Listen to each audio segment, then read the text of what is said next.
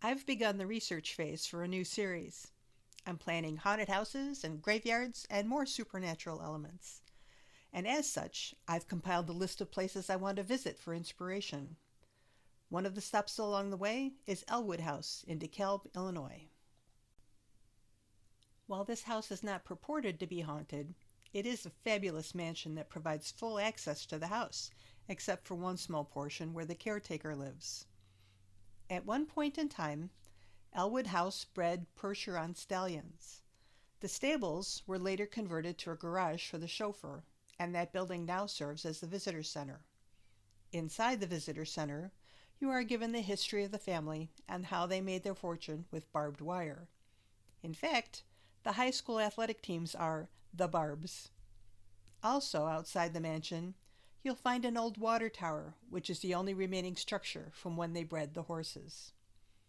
Beside the visitor center is the Little House. It was originally built as a contractor's model and parade float, but one of the Ellwoods bought it as a playhouse for his children. It's a small Victorian house, completely furnished, and for those who take the house tour, you can go inside the Little House too.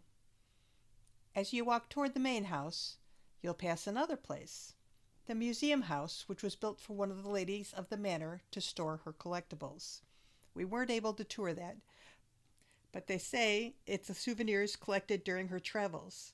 The collection includes objects such as war relics, early patterns of china, and minerals. The Ellwood grandchildren referred to the building as the Curiosity Shop. There are two additional Tudor-style houses that were constructed for Ellwood children when they got married. My husband and I booked a tour of the main house, and as luck would have it, we were the only people on the tour, which meant we got customized information. Our guide was knowledgeable and helpful, and one of the best parts about visiting Ellwood House was we got to see the entire house, with the exception of the caretaker's quarters. As you walk in the double front door, the entrance hall divides the mansion into two halves. It's like walking into a clue game. The walls are lined with wood paneling and portraits and a grandfather clock.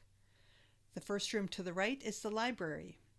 Inside are bookcases and a large wooden desk in front of a fireplace. Each room has its own fireplace.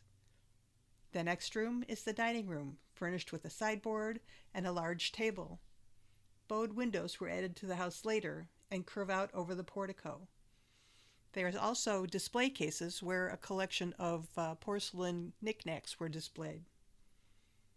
We passed the caretaker's quarters, straight to the end of the hall and past the main staircase, to the conservatory, complete with statuary and plant life.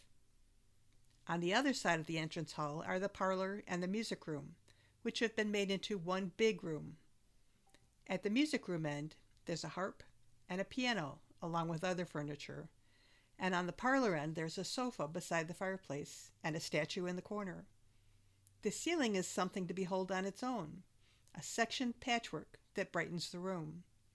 The terrace opens off the parlor, and at one end an addition was built that housed a playroom for the children.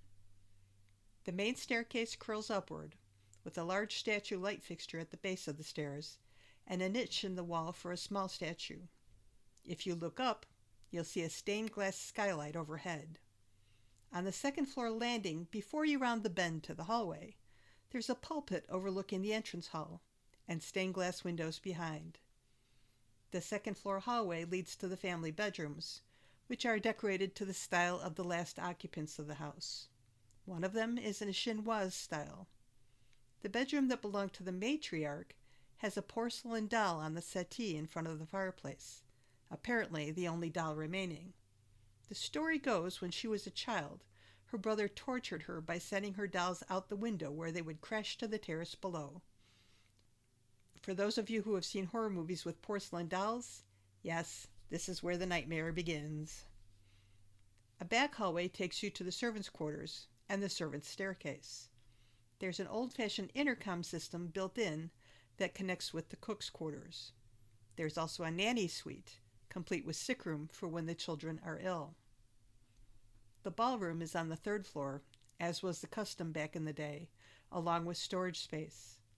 While it isn't as ornate as you might imagine in, say, a castle, it is a large room with a small stage and plenty of room for guests to mingle. From there, we went to the basement, which was where the servants spent most of their time. The kitchen was there originally, including an icebox and a dumbwaiter. The servants' dining room, the laundry room with multiple hand-crank washing machines, and sinks and cabinets all along one of the walls. Did I mention the ironing boards? In one room, we found the cistern that collected rainwater. In the storage area, they had steamer trunks, and we also found a secret room dating back to Prohibition, where they kept the booze. The house was beautiful. Around the light fixtures in the ceiling, gas before they were converted to electric, were intricate hand-painted designs, as well as at the tops of the walls and the hallways. The light fixtures were each unique too. The curved staircase wall that led from the second floor to the third floor had floral designs that were in the process of being restored. I was impressed that we got to see the whole house. Nothing about the house screamed ghosts to me, although certainly it lent itself to a writer's imagination, and the guide did say you didn't want to be caught in the house after dark. What did jump out at me was outside the house. There's a patch of woods with a path that leads to a neighboring cemetery. Beyond the daffodils and bluebells lies a church, and beside the church, Oakwood Cemetery.